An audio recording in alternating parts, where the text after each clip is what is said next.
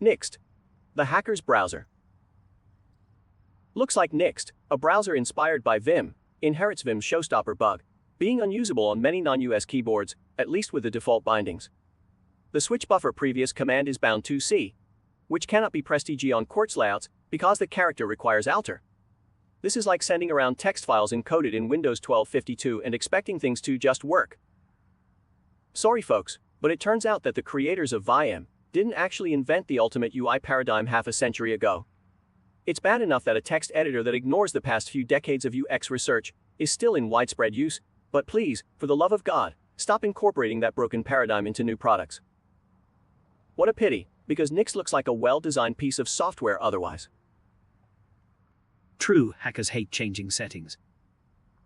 Imagine if those precious keystrokes wasted on setting a keyboard layout could instead be utilized usefully. Say to post some cloying, whiny critique of someone else's work, wherein one might go so far as invoking their deity, in the hopes it might stem the tide of what I guess must be a massive recent influx of VM key-binding-based projects. Yes, and calculators have the same issue.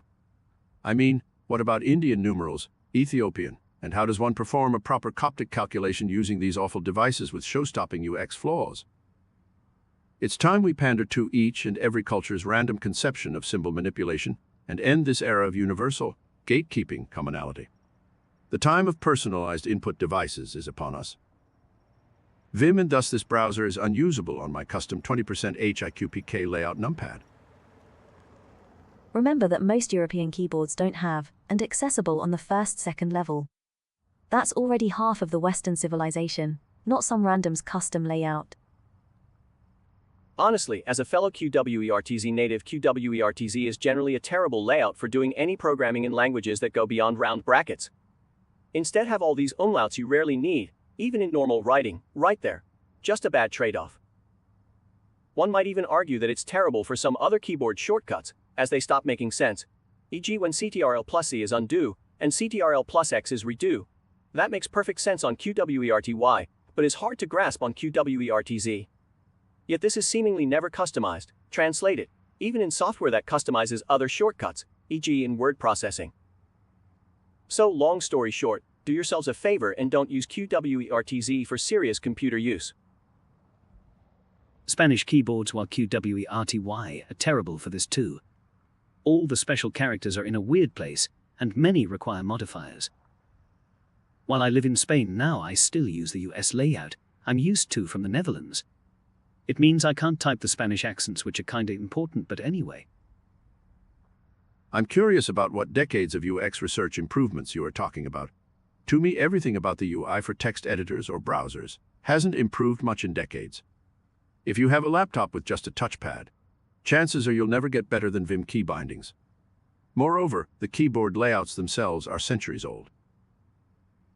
I'm curious about what decades of UX research improvements you are talking about. Here's the most important one of them. Don't surprise me. Blend in. Look and behave like other programs. There are 50 applications on my system. Yours is one of them. If all other applications use CTRL plus C for copying text, but your application uses Y, then your application is the problem. If you have trouble hitting, how do you ever program anything? I use multi-language keyboard layouts and switch all the time. When coding, or using hacker software like this, which is completely based on Emacs, and as far as I know is written in Common Lisp, not Vim, just use a layout that makes it easier. In my case, NO. Entering works just fine on QWERTZ. You simply press Alter plus 8. But this doesn't work in shortcuts, e.g. when combined with CTRL. That is, Alter plus 8 generates the character, but CTRL plus Alter plus 8 is not the same as pressing CTRL plus on keyboards that have a dedicated key. This bug is decades old, and every Vim derivative suffers from it. Hardly sounds like either a bug or a showstopper when you can rebind any command. When a product is unusable without changing configuration, it absolutely is a bug. Being customizable is great, but being broken by default is not. Besides, the whole point of Vim bindings is supposed to be that they are the same everywhere. Muscle memory, yada yada yada. When you have to change core bindings to something random to make them work, that whole idea falls apart, and you're probably better off using the platform standard bindings for everything. Plus, you get the additional benefit that the software fits in with the rest of the system, rather than sticking out like a sore thumb. When a product is unusable without changing configuration, it absolutely is a bug. I don't think that adage applies when the target user is the average Vim user. But the average Vim user is jumping to new instances often, so if he has to reconfigure it everywhere, he might as well install a different editor with a config. Sorry folks, but it turns out that the creators of Vim didn't actually invent the ultimate UI paradigm half a century ago. I have been thinking the same for years. Some guys at work used to add Vim bindings to their IDE, and I just didn't understand it. I used 6 back in the day when the choice was Vi or Ed. It worked well given the constraints of a Y60 or VD100. But I was happy to leave it behind for X Windows, a mouse, and modeless editing. So today, 25 years after I learned 6 because I had no choice, the idea that having Vi bindings makes a tool for hackers is just not something that resonates with me.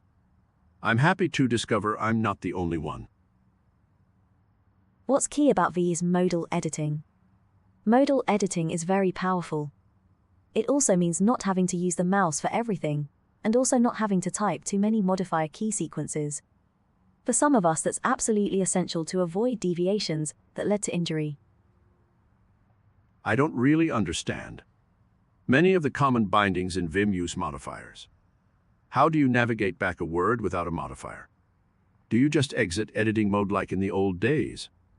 Do you just forego this and arrow back? In case it's not clear from my tone, I'm totally sympathetic to relieving injury, and whatever works, works. I just don't understand how Vim bindings help, and am genuinely curious. Navigating back a word while in insert mode is just unnecessary. The purpose of insert mode is to insert text, and that's it.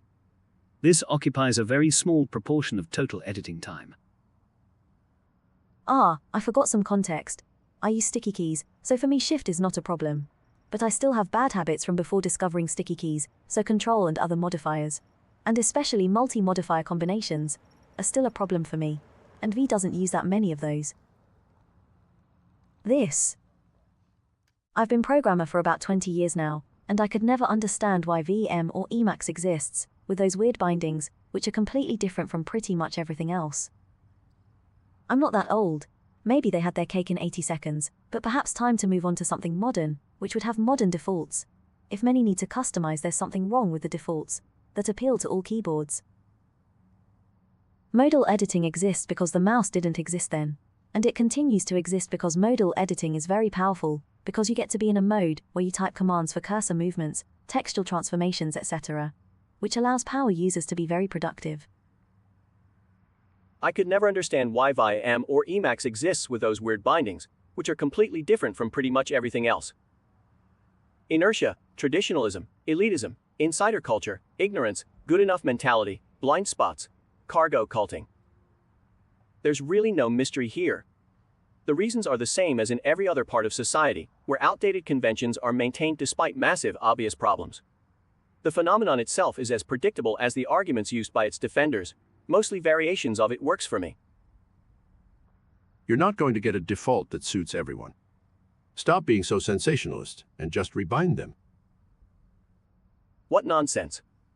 Every single modern operating system has bindings that are usable with all keyboard layouts. Having such a default is not only possible, it's the status quo everywhere, except in software design during the era of the moon landings. Every single modern operating system. So something completely unattainable by a small dev team on a startup budget. Great. These are the standards by which we prevent any good things from being created. Vim-style key bindings and navigation is massively overhyped, as is Vim itself. Cue endless debates about how Vim is the best ever.